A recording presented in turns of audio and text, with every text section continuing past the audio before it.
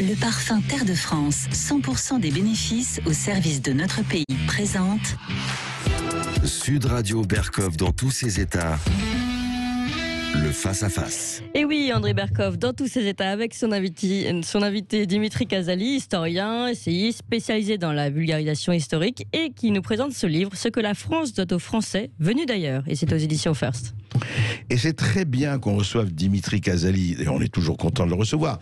Mais c'est très bien parce qu'on parlait justement de l'AME, des clandestins, et il y a toute la dispute sur les immigrés, etc. Et il faut bien comprendre que ce que la France doit aux Français venus d'ailleurs, et Dimitri Casali, dans son livre que je vous recommande, qui est très intéressant, qui parle de ces Français venus d'ailleurs, mais qui avaient une certaine idée de la France, qui avaient l'amour de la France, qui avaient envie non pas de la foutre en l'air ou de ne pas s'en occuper ou de faire sa petite soupe dans son petit pot, comme disait le général, mais vraiment de l'irriguer et de l'irriguer avec son génie. On va parler de tout cela, mais je rappellerai, peut-être c'est un exergue, Dimitri Casali, ce merveilleux mot, cette expression de Romain Gary, qui disait « Je n'ai pas une goutte de sang français, mais c'est la France qui coule dans mes veines ». Dimitri Casali, comment vous les avez choisis, ces Français venus d'ailleurs ? Très difficile de faire une sélection parce qu'il y en a tellement et si nombreux, donc c'est vrai que il y a Joséphine Baker, bien sûr, il y a Marie Curie, les femmes d'abord, mais ensuite il y a ces personnages attachants que sont bien sûr Romain Gary, Roman Cassieff de son prénom, mais aussi Joseph Kessel, Marc Chagall, ce peintre, Moïse Chagall, comme il s'appelait, ils ont tous francisé leur nom, ils n'ont pas hésité, et bien sûr le plus grand des poètes. Enfin moi, quand j'ai découvert, j'ai toujours adoré Apollinaire, mais quand j'ai découvert son amour de la France, de cet immigré polonais qui pour lui, la langue française était sa patrie. Et on voit l'importance de la langue aussi dans l'intégration aujourd'hui. Fondamental. Wilhelm Apollinaris de Kostrovitsky, extraordinaire. Apollinaire. Et puis Picasso.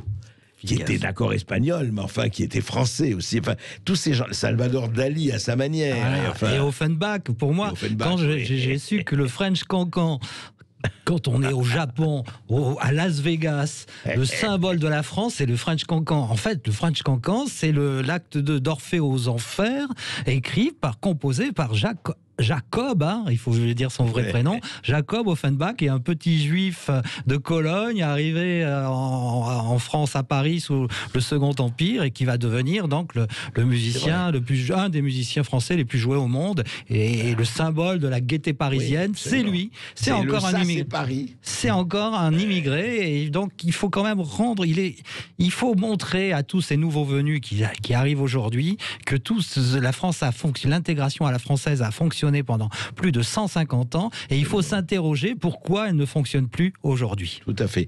Mais justement, c'est très bien parce qu'il y a eu 400 essais sur le fait que ça ne fonctionne plus aujourd'hui, assimilation, intégration, mais vous montrez comment ça peut fonctionner. Exactement. En montrant justement par l'exemple, et c'est ça qui est très intéressant et très fort. Mais Dimitri Casali, est-ce qu'il y a, je dirais pas de médiateur commun quand même, mais est-ce qu'il y a une ligne rouge? Est-ce que c'est quoi? Ils sont venus en France par amour de la France, parce qu'ils connaissaient déjà la culture française. Je pense à la mère de Romain Gary qui lui disait « tu seras ambassadeur de France », etc. C'est quoi? Qu'est-ce qui les motive? Tout à fait, c'est très important. Il faut comprendre que c'est la culture française, comme on dit la phrase magnifique de Georges Charpak, encore un immigré ses parents ont choisi la France parce qu'ils ont choisi ce qu'il y avait de meilleur au monde. Et la culture française était célèbre en ce temps, et c'était une culture intégratrice. Ils devenaient, Georges Charpak ajoute, je suis devenu français grâce à ma formation intellectuelle. Et ça, on retrouve toujours dans tous ces personnages. C'est l'éducation, pareil, Apollinaire, c'était l'école, le lycée Masséna, il était au lycée à Nice.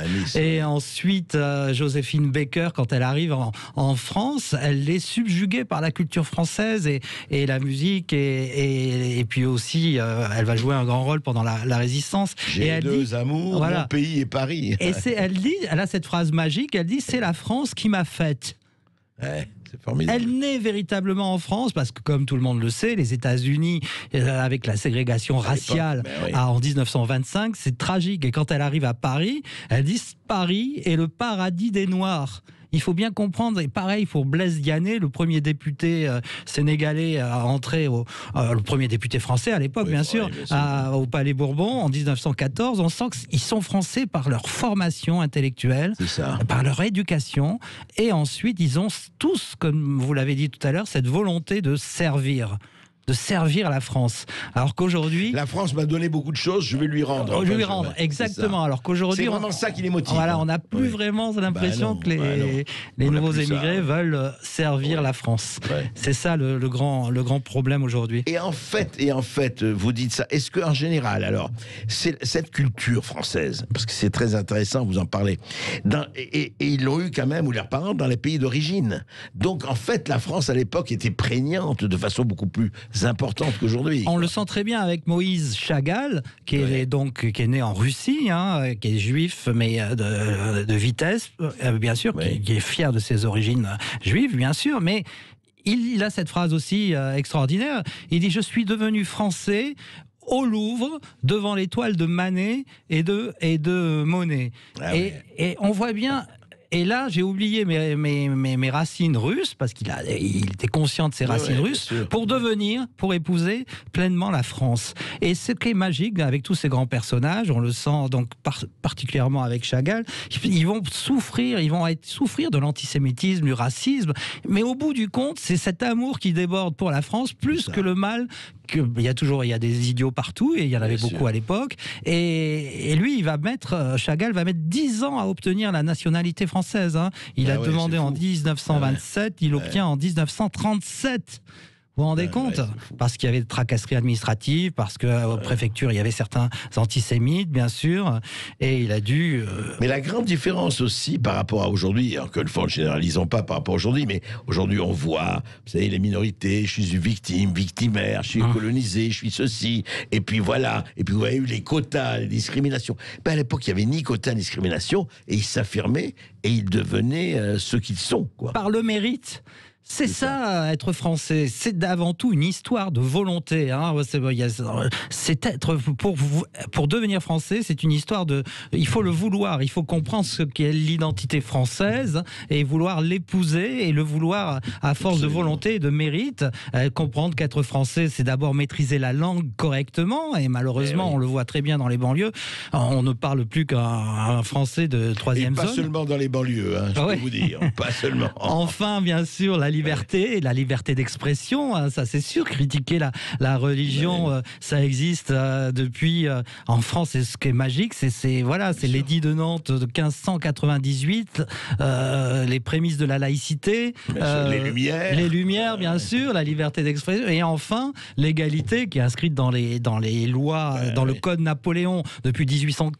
Encore un immigré, Napoléon, quand il arrive en France, à l'âge de 9 ans, il ne parle pas un seul mot de français. Il voue une haine terrible à la France, en tant que Corse, intransigeant. Et puis, il va découvrir Rousseau, Voltaire, et là, il va craquer, il va dire c'est merveilleux la France. Et on le sent avec tous ces Joseph Kessel aussi, qui est dans mon livre, dans notre livre avec Céline Bathias, qui est la co-auteure, et Joseph Kessel, ils ont tous voulu s'engager pendant la Première Guerre mondiale. Ils ont versé leur sang, et c'est lui qui va écrire le chant des partisans, le fameux chant avec son neveu Maurice Druon. Avec son neveu Maurice Druon, et Anna Marly, la musicienne, qui est encore une immigrée russe.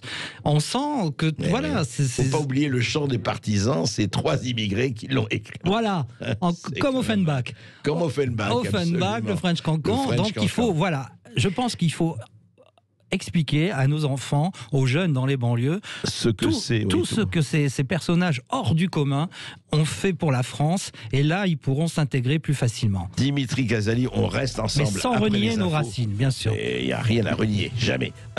Allez, on reste avec Dimitri Ghazali et André Berkoff évidemment, et avec vous qui nous appelez au 0826 300 300. Venez poser des questions à notre invité justement sur ce que la France doit aux Français venus d'ailleurs. On peut aussi revenir sur l'AME justement, et puis sur ce qu'a dit notre invité policier, bien sûr, sur le fait que exactement la police... Sur la police qui aujourd'hui ne peut plus continuer. Voilà, et la loi ne s'applique finalement plus aux gens honnêtes qu'aux autres. C'est intéressant. Sud Radio Berkov dans tous ses états. Et là, les Français parlent aux Français venus d'ailleurs parce que ils ont apporté beaucoup de choses. Dimitri Casali qui a écrit avec Céline Mathias ce livre qui effectivement apporte une contribution importante à cette espèce de formidable... ce formidable courant. Et c'est vrai ce que vous dites, parce que moi je vois étant... je ne suis pas libanais d'origine, mais comme vous savez, je suis né à Beyrouth. Je parle juste de moi parce que j'ai vécu donc ma première jeunesse au Liban. Et il fallait voir comme le Liban était francophone. Il faut voir que des poètes comme Georges Chéadé, des gens comme ça, vous savez, le Moyen-Orient. Et je dirais deux choses, parce que les auditeurs du Sud Radio doivent savoir que pendant 10 ans, l'Express, c'est le Point. 2 hebdomadaires, étaient réécrits en français, enfin les journalistes étaient réécrits par un juif égyptien et par un copte égyptien, Georges Hénen et Berthaud Fary. C'est-à-dire qu'il y avait un tel amour de la France et de la langue française vraiment chez ces gens-là, c'était incroyable. Et ils écrivaient, ils avaient la folie d'écrire le mieux possible et le français le plus pur possible, et pas l'inclusive et en chiure de mouche. Tout à fait, un des malheureux... une personne qui aurait été assassinée lors de Charlie s'appelait, le fameux correcteur orthographique de Charlie Hebdo s'appelait, on l'avait surnommé Mustapha Baudelaire, tellement son amour de la langue française était puissante et irriguée. On sent que la langue est l'élément central, donc c'est pour ça qu'il faut d'abord apprendre le français correctement dans les écoles avant de passer à des langues étrangères, si vous voyez ce que je veux dire. Et alors, qui parmi les aventures, parmi les personnages que vous avez décrits, ils sont très nombreux, effectivement. Il fallait faire une sélection parce qu'il y en a tellement. Qui ou lesquels vous ont les plus frappés, les plus fascinés par cette espèce de symbiose amoureuse, disons, entre la France et eux? Déjà, celle qui éclame son amour sans cesse pour la France, c'est toujours cette Joséphine Baker. Je ne comprends pas comment Joséphine Baker ne soit pas au Panthéon. Parce que tout simplement, elle a eu un rôle énorme, considérable pendant la Seconde Guerre mondiale, mais ça personne n'en parle. Elle a risqué sa peau pour les services secrets français. C'était une espionne française. Elle faisait passer des messages de la résistance dans son décolleté, dans les partitions de ses chansons avec de l'encre invisible. Il faut raconter cette histoire dans nos banlieues. Cette noire américaine résistante française. Et voilà, cette noire américaine qui dit c'est la France qui m'a faite parce que c'est la France qui a fait d'elle la première star noire au monde. Il faut arrêter de dire que les Français sont racistes. En 1925, Sidney Bechet, pareil, quand il arrive. Qui est arrivé avec elle. Avec elle, pareil pour Miles Davis dans les années 50, pareil pour Jimi Hendrix dans les années 60. Il dit que c'est autre chose que les États-Unis. D'ailleurs, quand Joséphine Baker repart aux États-Unis en 63, elle est critiquée par les Américains, elle est descendue en flammes et tout. Voilà. Alors donc, il faut arrêter ce mouvement décolonialiste qui calque l'histoire américaine sur notre histoire de France avec ces stations de métro comme Rosa Parks partout, Nelson Mandela partout, Obama partout. Eh ben non, nous on a notre Joséphine Baker. Il faut qu'elle rentre au Panthéon. Il faut qu'il y ait une avenue, des rues, des monuments. Et pareil pour Blaise Diané. Avec l'imbécilité du racisme pareil pour Gaston Monerville, le deuxième personnage d'État. Pareil pour le Bachaga Boualam, le chef des Harkis, qui s'est sacrifié pour la France. Voilà ce qu'il faut raconter dans nos écoles. Tant qu'on leur donnera la haine, quand on leur décrira cette lecture culpabilisatrice de l'histoire de France, avec ces histoires comme je vous ai raconté tout à l'heure, hors micro, qu'en Algérie, aujourd'hui, dans les manuels scolaires, on apprend que les Français ont massacré 1,5 million de martyrs. C'est n'importe quoi. On laisse circuler de la mauvaise information, des mensonges, pareil sur les vols d'objets d'art en Afrique, c'est n'importe quoi, et personne, aucun scientifique, aucun grand professeur, surtout dans les universités françaises, on le sait, qui sont très islamo-gauchistes aujourd'hui, n'a le courage de rétablir la vérité historique. Oui, il y en a qui ont, mais ils sont très très minoritaires, et on les traite, et on leur fait bien voir, en plus. Dimitri Casali, encore une fois, moi j'adore aussi quand vous racontez des histoires, et ça, vous êtes historien d'ailleurs, mais cette histoire-là, on pense à des gens, mais regardez, parce qu'il n'y avait pas que ça, les Italiens, on les traitait de macaroni aussi, quand ils sont arrivés à Ossia, les Polacs, les Polonais polacs, ça n'a pas empêché Lino Ventura, Yves Montand, Yves Olivier, etc. Émile Zola, Gambetta. Moi, j'adore Gambetta. Léon Gambetta est un immigré italien qui va devenir français uniquement à 22 ans. Vous vous rendez compte, à 22 ans, il va acquérir la nationalité française. Gambetta, moi je croyais que... Ah ouais. À 22 ans, et pourtant il est né à Cahors, d'une famille génoise, d'origine génoise, mais pareil, regardez, moi-même, Dimitri Casali, je suis d'origine italienne, et mes parents ont vécu en Algérie, et voilà, je suis un immigré aussi, je suis fier de l'être, et c'est intéressant de noter que ce sont souvent ces étrangers, ces immigrés, ces gens qui ont vécu à l'extérieur, qui ont l'amour de la France chevillé au corps, alors que souvent il y a des Français de souche, en particulier dans l'université, à l'école, dans l'éducation nationale, des syndicalistes qui n'ont pas cet amour de la France comme l'ont les émigrés. C'est vrai. Enfin, en tout cas, il y a cette espèce d'amour de quelqu'un. C'est la maîtresse exigée, exigeante. Mais Zola, dites-moi. Alors, racontez-moi Zola, parce que Zola, personne ne sait qu'il est d'origine. Et bien sûr, son père est italien non, mais je veux dire, oui. De Trieste. Mais lui, il est né en France. Et lui, il est né en France, là, tout juste. Et effectivement, il va devenir un des plus grands écrivains français. Et c'est lui, j'accuse quand même. Faut pas oublier sur l'affaire Dreyfus et tout ça. C'est l'écrivain de la justice. Et voilà, il est très. Et en plus, il a une vision. Moi, je suis toujours touché par Zola quand il reconnaît ses erreurs. Par exemple, il a critiqué Napoléon III toute sa vie. Et puis arrive la fin de sa vie, il dit quand même le Second Empire, Napoléon III a fait du bon travail, en particulier pour les ouvriers, pour les plus pauvre, il reconnaît ses erreurs, j'aurais pas dû l'attaquer autant que ça. Napoléon III, c'est lui qui va protéger Offenbach, qui va lui donner la naturalisation française, parce qu'il sait justement que ces Français venus d'ailleurs vont enrichir la France. Alors que quand vous voyez qu'en 1940, les lois anti-juifs de Pétain, le premier qui subit ces conséquences, c'est Chagall justement, qui est expulsé parce qu'on savait pas, on a oublié de reconnaître le vrai génie étranger, tout en jamais renoncer à ses racines. Je vous parlais tout à l'heure de Romain Gary. Il a cette phrase sublime qui comprend que le récit national, le patriotisme exacerbé de Gary, il faut protéger nos valeurs fondamentales que sont la France et les racines chrétiennes et la monarchie et nos rois et notre histoire. Il écrit « Les civilisations sont faites et maintenues par la fidélité à l'idée mythologique qu'elles se font d'elles-mêmes. » Vous voyez cette France éternelle qui est sans arrêt critiquée. Il n'y a rien à exclure, il y a à intégrer, justement. Voilà, que ce soit Jeanne d'Arc.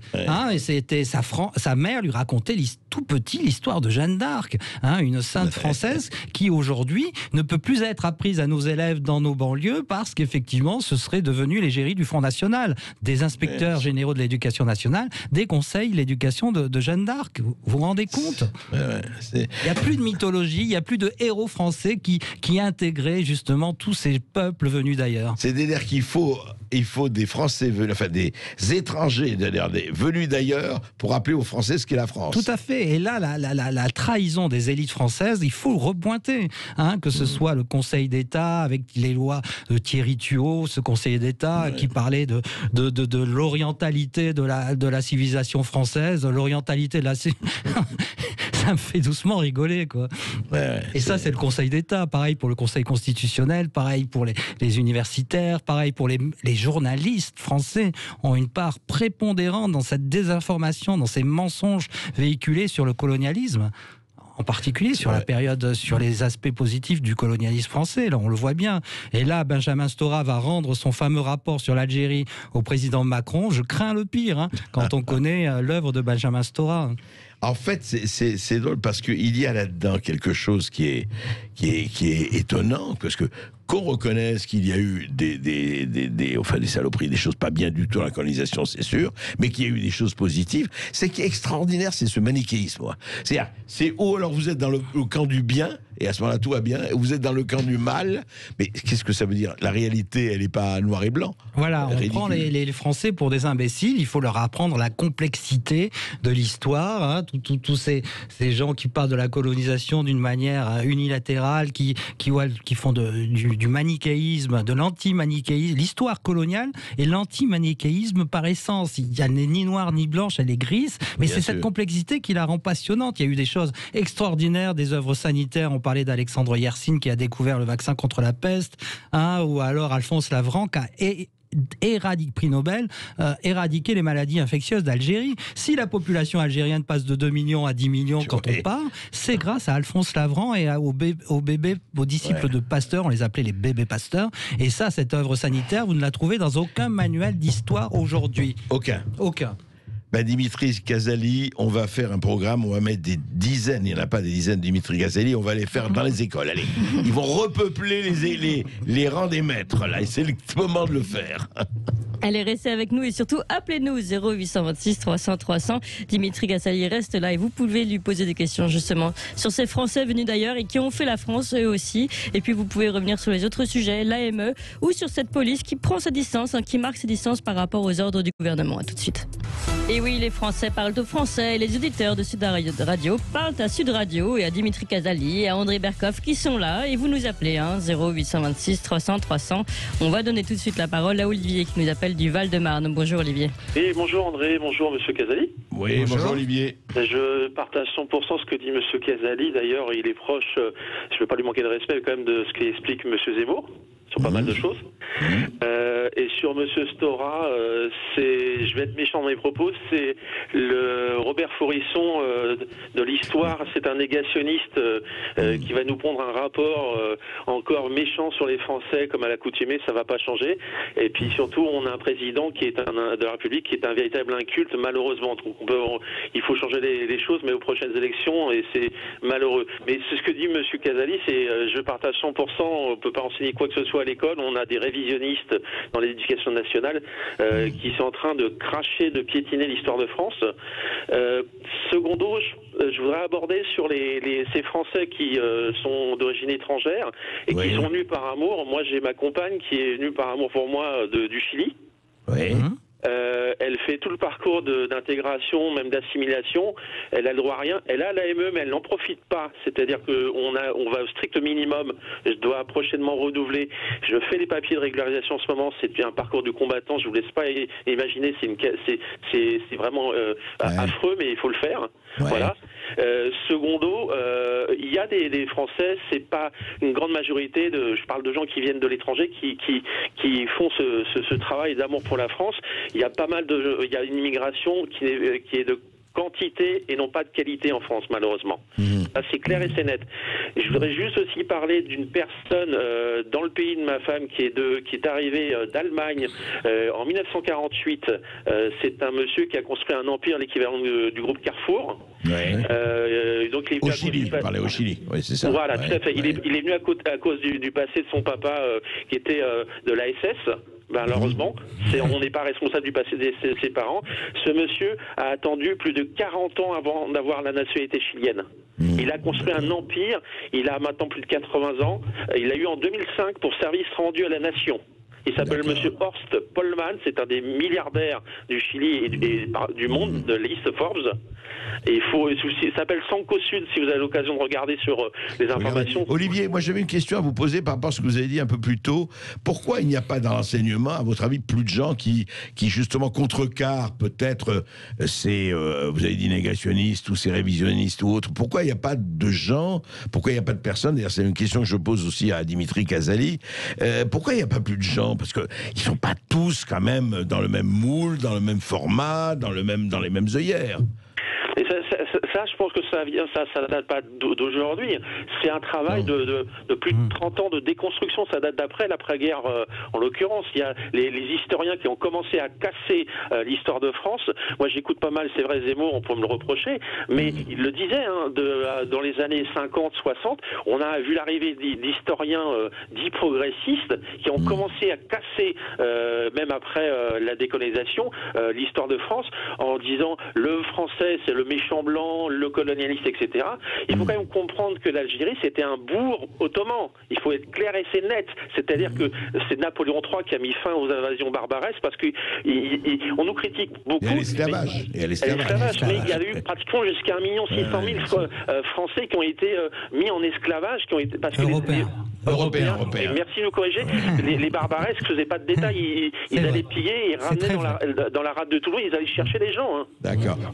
Dimitri, Justement, pourquoi il n'y a pas, la même question que je posais à Olivier, mais pourquoi il n'y a pas un certain équilibre dans l'éducation nationale, puisque vous avez parlé que de ça au début, et effectivement, avec votre livre, c'est cette espèce ou d'amour de la France, etc. C'est peut-être naïf de dire ça aujourd'hui, amour de la France, mais on a l'impression presque que le drapeau français, c'est quelque chose qu'il faut cacher, quoi. C'est quand même bizarre. Bah, tout à fait, c'est un peu, je travaille dessus depuis une dizaine d'années, et effectivement, ayant été professeur d'histoire pendant 10 ans en banlieue nord aussi, je me suis aperçu, j'étais complètement, surpris. Mais vous étonné. étiez seul par exemple, au conseil des profs, etc., vous étiez seul de votre espèce, je dirais. Je dirais que c'est vrai qu'on souffre beaucoup en salle des profs, dès qu'on n'est pas de gauche, c'est une vérité qui blesse, mais il faut le dire, et on voit bien malheureusement aussi pour le malheureux Samuel Paty, maintenant que les langues se délient, et qu'il a été soutenu par sa hiérarchie, il faut bien rétablir la vérité, mais il a été enfoncé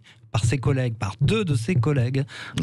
Donc ça, il faut le redire. C'est avec des syndicats comme Sud Éducation, on est mal parti. Mais ensuite, je voudrais revenir sur quelque chose qui m'a toujours frappé, c'est les cérémonies quand on donne la nationalité française aux nouveaux venus. Il n'y a aucune cérémonie aujourd'hui qui donne cet aspect mythologique dont parlait Romain Gary. Quand vous voyez que même en Angleterre, donc il y a ce serment d'allégeance à la reine d'Angleterre. À l'Amérique.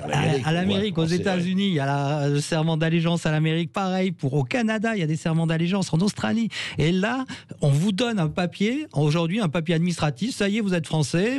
Oui, il n'y a aucune cérémonie. Il n'y a aucune cérémonie. On le reçoit par mail, même le papier. On le donne même pas de main en main. On le reçoit par mail. Quand vous savez ce que la France a été représentée pour... il y a cette phrase sublime, encore une fois, d'Apollinaire. Toute ma vie, le pauvre qui va mourir 2 jours avant l'armistice de 1918 de la grippe espagnole. Il dit: toute ma vie, je serai reconnaissant à la France de m'avoir accordé cette nationalité qui m'a toujours fait rêver. Quand on lit cette phrase, je dis: est-ce que la nationalité française fait rêver les 450 000 arrivants chaque année, le président Macron aujourd'hui, entre les arrivées légales, les demandeurs d'asile et les 90 000 étudiants, il y a 450 000 nouveaux venus chaque année en France. Il faut quand même essayer... Oui, au moins de faire une espèce de culture de l'amour. Du serment d'allégeance. Et puis surtout, à la télévision, à France Télévisions, d'essayer de ne plus promouvoir l'histoire des colonies françaises de Pascal Blanchard, qui était un ramassis de mensonges pendant 2h30. J'avais envie de vomir en entendant ça.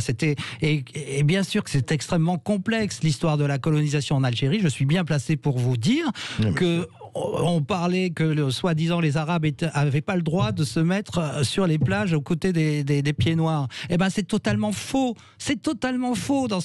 Il y a des témoignages. Moi, mon grand-père m'a dit que sur les plages de Bonn, ils étaient à côté ils se mélangeaient avec les Algériens sans aucun problème. Donc, qu'il y ait eu des plages interdites du côté il y a peut-être eu des exploitations, des choses comme ça, c'est autre chose. Il y a eu l'exploitation économique. Du côté d'Oran, il paraît... Vous voyez, c'est ça la complexité, l'antimanichéisme dont je vous parlais tout à l'heure.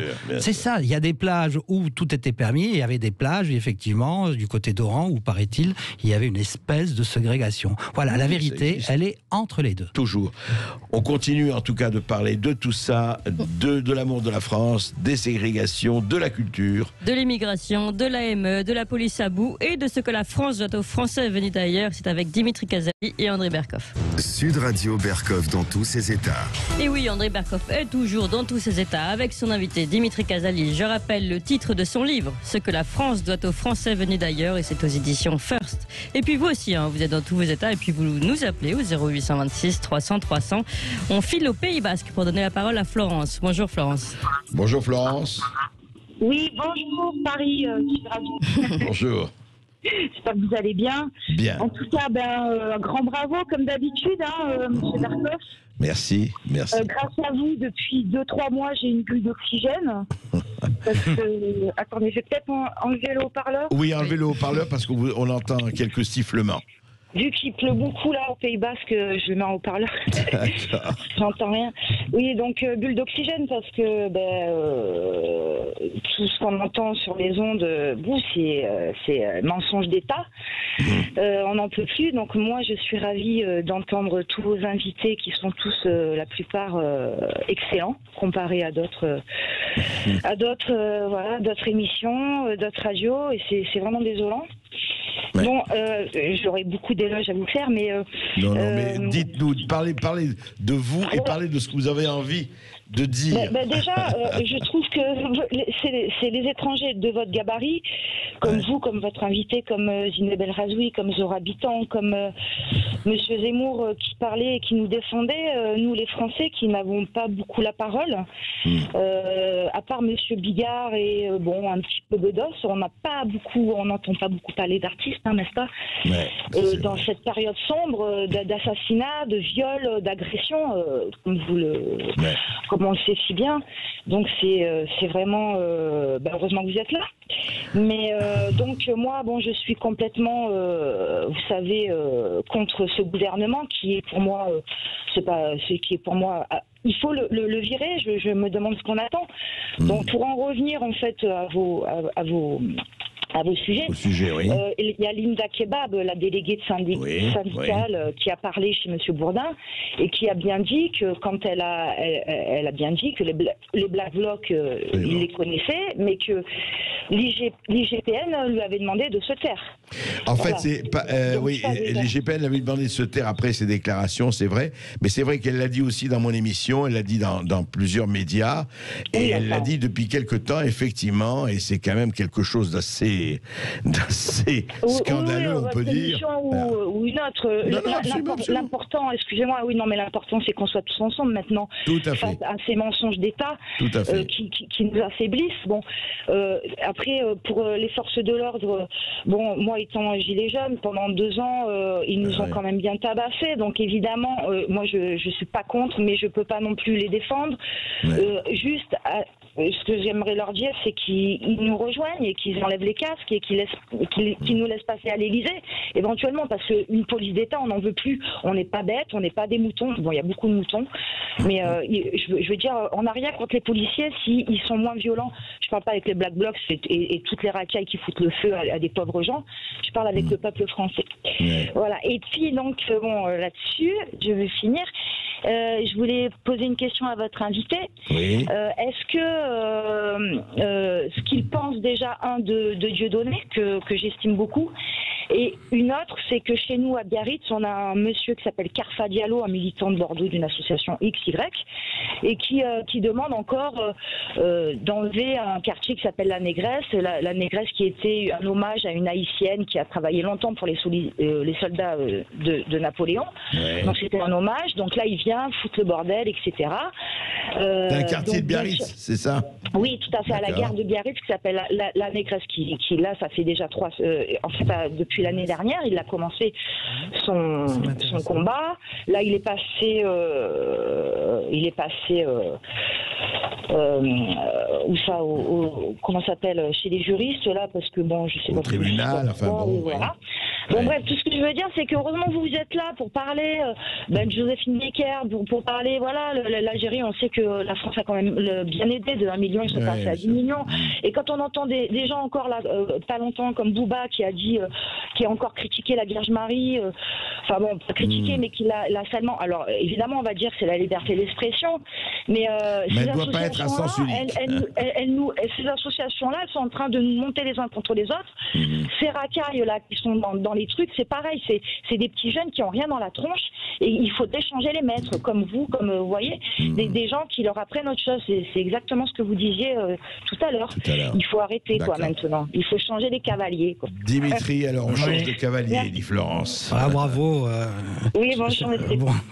Oui, je suis tout à fait d'accord avec vous. Plusieurs choses. Bien sûr qu'il faut un gouvernement avec une véritable volonté politique, un véritable courage pour prendre les problèmes à bras le corps. Et bien sûr, ce sera des mesures qui seront impopulaires, qu'il faut prendre. Et malheureusement, comme notre président est omnibulé par sa réélection en 2012, il prend aucune 2022. mesure. 2022, pardon, lapsus révélateur depuis François. Hollande, Macron, même combat. Hein. Mais là, ce qui me concerne au premier chef, c'est que, bon, ce que vous venez de dire, c'est cette histoire de quartier de Biarritz, surnommé la Négresse.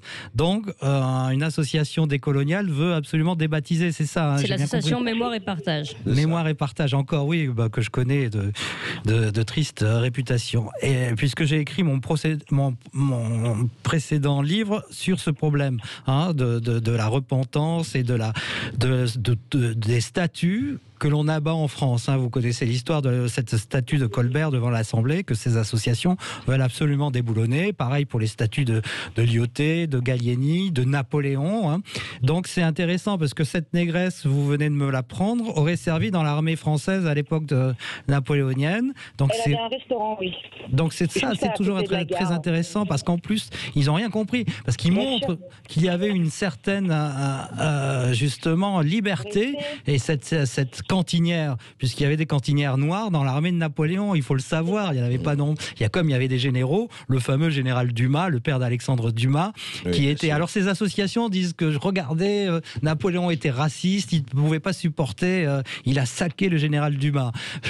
J'ai écrit 9 livres sur Napoléon. Je peux vous dire que le général Dumas a été saqué parce qu'il avait désobéi aux ordres. Avant d'être noir, il faut quand même obéir aux ordres de son supérieur dans l'armée. Donc ça avait rien. Napoléon n'était absolument pas raciste. Et là, encore une fois, je voudrais finir sur un point important. Le 5 mai 2021, nous allons célébrer le bicentenaire de Napoléon. Aux Invalides, il y a les cendres du général Gudin, un grand général, qui vont revenir de Russie, rapatriés de Russie, grâce à Vladimir Poutine. Et Vladimir Poutine va venir en personne. Et donc, il force le président Macron à organiser une cérémonie pour notre plus grand Napoléon. C'est quand même le Français le plus populaire au monde. Mais aujourd'hui, dans ce gouvernement, personne ne voulait célébrer le bicentenaire dignement, alors qu'en 1921, ça fait l'objet de célébrations considérables. Et là, grâce au président Vladimir Poutine, on va enfin avoir une petite célébration. Et oui, voilà, ça se passe comme ça, Clémence. Et peut-être aussi juste grâce à Pierre Malinowski, qui a été l'initiateur de cette rencontre et qu'on a reçu chez André Berkoff. Vous pouvez réécouter le podcast. On donne la parole tout de suite à Joseph, qui est dans un petit village de la frontière belge. Bonjour Joseph. Oui, bonjour Joseph. Bonjour mademoiselle. Bonjour. Bonjour André. Bonjour, et continue comme ça André, c'est formidable. Heureusement qu'il y a des gens de notre génération qui parlent encore ouvertement et qu'on n'a pas peur de parler. Ah ben on va essayer Joseph. Mais c'est avec vous, hein. Tout se passe avec vous. Ah ben écoute, moi depuis quand je vous ai écouté, maintenant ça fait plus d'1 an, je n'écoute plus Sud Radio, hein, j'ai tout arrêté tous les autres. Ben c'est bien. C'est bien et c'est vrai que ça réchauffe parce qu'on se dit on fait pas ça comme ça pour rien et on a toujours des témoignages. Alors Joseph, vous voulez nous parler de quoi? Dites-moi. Écoute, pour 2 choses. Premièrement, félicitations au monsieur qui est là et qui a écrit un livre et que je vais franchement aller acheter parce que ça m'intéresse énormément. Merci. Je suis français de cœur et j'ai adopté la langue française depuis tout petit. Je suis né en Sardaigne, imaginez-vous. Hein, et mon grand-père et toute la famille, nous avions la culture française avant l'italienne. Rendez-vous compte, hein, on était plus, on parlait notre langue bien sûr, mais en plus on était amoureux de tout ce qui venait de France. Ouais. Chose qu'on ne trouve plus en France, malheureusement. Quand vous imaginez... De moins en moins, c'est vrai. Et quand vous imaginez qu'un propre président, il dit qu'il n'y avait pas de culture française, ce jour-là, j'ai manqué de... J'avais envie d'aller monter à Paris, d'aller l'étrangler. Hein. C'est pas possible. Si mon grand-père était encore vivant, ben, il aurait fait à ma place. Hein. Ouais. Pas possible. Cette culture française que il nous a bercé, il nous a donné énormément de choses. Pas oublier aussi que tout le peuple qui était opprimé, la Révolution française, c'était très important. Bien sûr. C'est pour ça qu'on écoutait. Et alors là, vous avez... liberté, je m'excuse, mais je vais dire un gros mot, André, tu m'excuseras. Allez-y. Mais franchement, c'est connards de Français qui répugnent leur propre culture. Mais c'est pas possible. Où est-ce qu'ils sont devenus? Mais qu'ils n'ont qu'à aller aux États-Unis ou en Amérique, comme ils sont toujours auprès des Amerlocs, etc. Mais qu'ils aillent là-bas, qu'ils nous foutent la paix. Et que nous, on garde notre France, celle qu'on aime, avec sa culture profonde et millénaire, bon sang. Franchement, ça m'énerve. Regardez, les Italiens, ils ont fait la même chose. Ils ont une superbe langue. Ils avaient tout. Ils nous l'ont imposé à nous en Sardaigne. Les trois quarts, ils ne savent même plus parler italien. Ils n'ont que des mots anglais. Et là-dessus, c'est beaucoup les journalistes. Quand vous écoutez les télévisions, etc., ils se prennent pour qui? Mais ils connaissent pas du tout leur propre culture, leur langue. Ils sont amoureux des racistes qu'ils ont tués, je ne sais plus combien de millions d'Indiens, etc. Mais où est-ce qu'on va, là? Dimitri, justement, avait envie de vous répondre, Joseph. Oui, je suis tout à fait d'accord avec vous, cher monsieur. L'histoire de France, il y a cette longue montée de l'ignorance tout autour de nous. Je l'ai constaté maintes fois avec des journalistes dont vous parlez, de certaines antennes France Télévisions, qui ont une méconnaissance totale de l'histoire de France. Je pèse mes mots, mais à un point que vous ne pouvez pas imaginer, et en particulier, malheureusement, les jeunes. Et les jeunes sont les conséquences de ces 30 ans. Ça fait depuis 90 en particulier, 89, Lionel Jospin, ministre de l'Éducation nationale, ça a été une catastrophe pour les programmes d'histoire depuis 30 ans. Et on le voit bien que notre président, aussi cultivé, aussi brillant soit-il, parce qu'il est véritablement brillant, c'est une évidence, eh bien, il a une méconnaissance totale de l'histoire de France. Comme vous venez de dire, l'histoire de France est doublement millénaire. Quand on connaît, la France a éclairé le monde à différents moments de l'histoire de l'humanité, d'un point de vue que ce soit des cathédrales de Saint-Louis, que ce soit l'humanisme de Montaigne, que ce soit les Lumières de Voltaire, que ce soit Victor Hugo, bien sûr, et Napoléon, quand on voit la popularité de Napoléon à l'étranger, et qu'aujourd'hui... Et même De Gaulle. Voilà, de Gaulle. Et le général de Gaulle, ce rapport, justement, on se dit, c'est absolument hallucinant que cette histoire ne soit pas apprise. Aujourd'hui, c'est un problème scolaire de l'école, de notre école, et qu'il n'y ait pas d'émission. Vous parliez des Italiens, ils ont réussi à faire des séries télévisées comme les Médicis qui expliquent l'histoire de France. En Italie, j'y vais très souvent, j'adore l'Italie, Casali, je suis moi-même d'origine italienne, et on sent qu'il y a un sentiment national très fort, qui est plus fort qu'en France. Il y a un patriotisme beaucoup plus puissant qu'en France. En tout cas, nous, on n'a aucune émission sur les Valois, sur les châteaux de la Renaissance. Il y a eu les rois maudits. Il y a eu les rois maudits. Mais il faut remonter il y a longtemps. Voilà. Vous avez raison. Allez, on en parle de l'histoire de France, justement, nous, sur Sud Radio, avec Dimitri Casali et André Berkoff, évidemment. À tout de suite. Et André Berkoff est toujours avec son invité, Dimitri Casali, qui nous parle de l'histoire de France et de ce que la France doit aux Français venus d'ailleurs aussi. C'est d'ailleurs le titre de son livre aux éditions First. Et vous aussi, vous nous appelez, vous aimez bien parler de la France. On donne tout de suite la parole à Alain de Perpignan. Bonjour Alain. Oui, bonjour Alain. Bonjour monsieur, je vous rappelle, je vous ai déjà appelé, parce que là, je vais vous dire franchement, je me régale d'écouter votre invité. Malheureusement, quand il dit qu'il y a un déni dans l'enseignement de la part des professeurs, c'est vrai, c'est vrai. Pas franchement, c'est vrai. Mais il ne faut pas oublier le travail fait par les professeurs dans tous les établissements français à l'étranger. Et j'en ai fait partie. Et si on prend tous les grands lycées à l'étranger, le lycée Lyoté à Casablanca, le lycée français de Saigon, le lycée français de Beyrouth, qui donnent tout un tas d'élèves et qui dispensent non seulement la culture française, l'enseignement, mais l'amour de la France et de la démocratie. Alors, je voulais vous raconter 2 ou 3 petites histoires, parce que j'étais à Beyrouth en tant que professeur quand il y a eu le décès de Mitterrand. On nous a dit, et je vous dis franchement, Mitterrand, c'est pas ma tasse de thé, je vous dis tout de suite, sinon je ne vous téléphonerai pas. Et alors, on nous a dit, voilà, vous êtes dans un établissement français, demandez aux élèves s'ils veulent faire une minute de silence. J'avais, moi, une classe de seconde, 49 élèves, une seule élève était française, bretonne. Tout le reste était libanais. Je leur ai dit, écoutez, je leur ai expliqué gentiment ce qui s'est passé.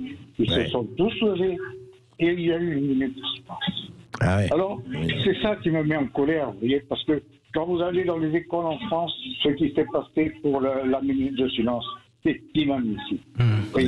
Alors, parallèlement à ça, vous avez le plus grand lycée français de Casablanca, qui s'appelle le lycée Lyautey. Alors qu'on parle de déboulonner en France la statue de Lyautey. Voilà. Alors tout ça, moi ça me met en colère. Il y a des enseignants qui travaillent encore à l'étranger. J'ai encore un ami qui est professeur au lycée français de Tanger, vous voyez, et qui font un enseignement, je vous dirais, classique, de base, et qui envoient dans les universités, ne serait-ce en Angleterre, aux États-Unis, en France, des élèves qui ont un certain niveau et un très bon niveau. Et ça, on n'en parle pas. Non, mais alors, si je pouvais faire un petit aparté, parce que j'en parle souvent, avec cette épidémie et tout ça, à Saïgon, il y a un établissement dont on ne parle jamais, c'est l'hôpital Graal, l'hôpital français. Il a marché pendant toute la guerre américaine, avec des médecins militaires français qui ont été merveilleux. Et je peux vous dire, je serais heureux d'en entendre un parler de l'épidémie actuelle, parce que ce sont des gens admirables, dont on ne parle jamais. En tout cas, hein, ça fait très plaisir que vous parliez, vous avez tout à fait raison de le faire, des enseignants français à l'étranger et des lycées et des collèges français à l'étranger. C'est vrai ils ont fait, en tout cas, moi je suis un pur produit.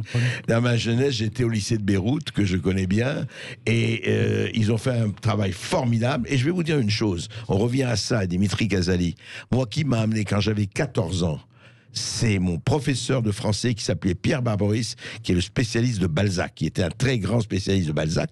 Il était professeur à Beyrouth, c'est lui qui m'a fait lire Sartre, Malraux, Prévert, Apollinaire et compagnie. Voilà. Et ça a changé ma vie, parce que j'ai dit, c'est ça que je veux faire. Voilà. Et bon, c'est un exemple, mais il y a des dizaines de milliers dans d'autres domaines d'exemples. On revient à ça, la langue française, la culture française. Si on n'a pas compris ça, on n'a rien compris. Voilà, c'est 850 lycées français faisant partie de l'Alliance française ont toujours ont joué un rôle considérable.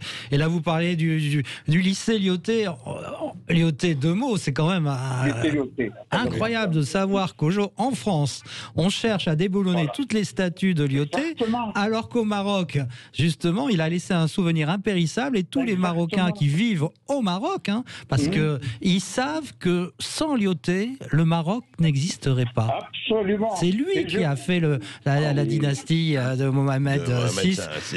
Et c'est lui qui a écrit tous ces livres admirables sur la pacification des populations civiles, sur le rôle social de l'armée.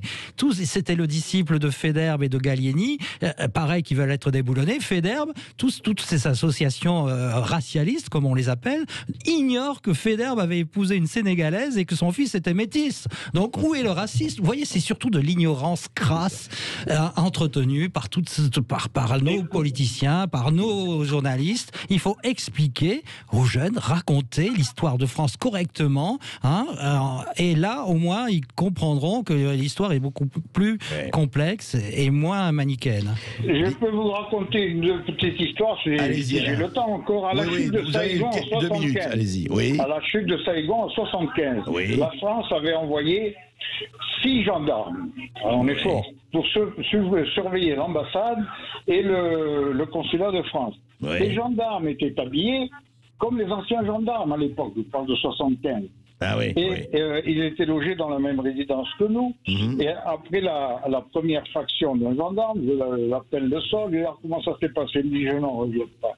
Il me dit parce que les Vietnamiens n'arrêtaient pas de venir se faire photographier avec nous. Parce qu'il y avait le film de Funès, de Louis de Funès. Et ils avaient un gendarme. À Saïgon, c'était une merveille. Ils avaient vu les gendarmes de Saint-Tropez, c'est ça? Bien sûr. Et alors, la cerise sur le gâteau, c'est qu'en fin de journée, il y a un petit Vietnamien d'un certain âge, en costume cravate, et qui est venu voir le gendarme. Il dit, écoutez, c'est dur de l'expliquer. Je suis le préfet de police de Saïgon et je suis fier de ce qu'elle est la mère de Jordan France. Magnifique. Voilà. Et quand je le dis, je vous dis, ça me fait mal au cœur. J'entends tout ça, vous comprenez? Mais vous avez raison, vous avez tout à fait raison de raconter cette histoire, parce qu'il faut quand même rendre grâce aux populations asiatiques vivant en France, qui font vraiment des efforts pour s'intégrer, supérieurs aux autres communautés, qui se sont intégrées. Et on voit que même à Saigon, non, c'est pas à Saigon, c'est sur la côte ouest du Sud-Vietnam, ils ont conservé la statue d'Alexandre Yersin, qui avait découvert le bacille contre la peste. Il y a la venue Pasteur et la venue Yersin. Voilà. À Saigon, toujours. Alors, où sont les colonialistes, Là, vous voyez bien que c'est encore un faux procès, ce procès américain. De défendre les colonies, le bon vieux temps des colonies. Non, mais c'est vrai, vous avez tous raison. Le problème, c'est qu'il faut arrêter, et je crois que Dimitri Kazé a élu le mot. Le vrai mot, c'est l'ignorance. C'est que les gens ne savent pas tout ça et qu'on ne leur apprend pas, qu'on ne leur enseigne pas tout ça. Ce qui est hallucinant, vous savez, c'est toujours l'ignorance. C'est pas l'oisiveté qui est la mère de tous les vices, c'est l'ignorance qui est la mère de tous les vices. Faut le dire. Voilà, et cette mode qui nous vient des États-Unis sur victimaire. Vous voyez, il y a une concurrence entre les mémoires. Chaque communauté va être une victime de l'autre et ça induit des mensonges. La mémoire divise, mais l'histoire rassemble. Eh bien, c'est sur ce mot que nous conclurons. Et pour lutter contre l'ignorance, 2 grandes solutions. Écoutez André Berkoff tous les jours de midi à 14h ou en podcast et sur Sud Radio sur YouTube. Et lire les livres. Et le dernier livre de Dimitri Kazali, Ce que la France doit aux Français, venu d'ailleurs aux éditions First. Avec Céline Battias. Exactement, écrit avec Céline Battias.